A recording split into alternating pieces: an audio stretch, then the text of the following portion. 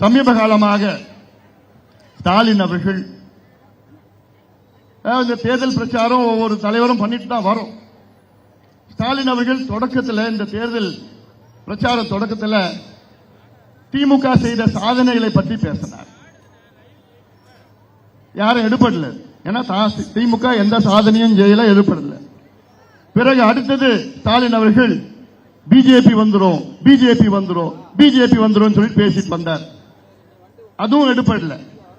நான் ஸ்டாலின் அவர்கிட்ட கேட்டேன், ஸ்டாலின் அவர்களே, நடக்கிறது சட்டமன்ற தேர்தல், இன்னும் நீங்க நாடாளுமன்ற தேர்தலே நீங்க இருக்கிறீங்க, அதுல இருந்து வெளியில வாங்க.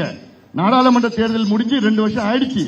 நாடாளுமன்ற தேர்தல் உங்களுக்கும் மோடிக்கும் போட்டி, இது சட்டமன்ற தேர்தல், உங்களுக்கும் எடப்பாடி பழனிசாமிக்கு அவர்களும் போட்டி அப்படின்னு சொன்ன பிறகு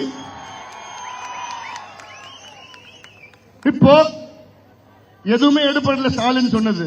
இப்ப ஸ்டாலின் அவர்கள் சொல்றாரு, தனிநபர் விமர்சனம் வைக்கிறார் எடப்பாடி பழனிசாமி மேல.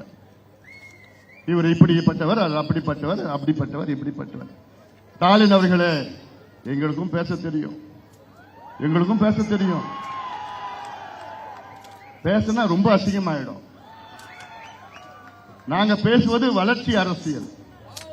நாங்கள் பேசுவது உங்களுக்கு நல்ல கல்வி தர வேண்டும், சுகாதாரம் தர வேண்டும், விவசாயிகள் மகிழ்ச்சியாக இருக்க வேண்டும், நெசவாளருக்கு தனி பட்ஜெட்டை போட வேண்டும், இளைஞர்களுக்கு வேலை வாய்ப்பு உருவாக்க வேண்டும், மது இல்லாத, போதை இல்லாத ஒரு சூழலை தமிழ்நாட்டில் உருவாக்க வேண்டும் என்று நான் பேசுகிறேன். நம்மோட கூட்டணி நல்ல சுகமான, நல்ல நேர்மையான, நல்ல ஒத்துழைக்கின்ற, நல்ல வேகமா போயிட்டு இருக்கு. திமுக கூட்டணி அப்படி இருக்கா? நான் கேட்கிறேன்,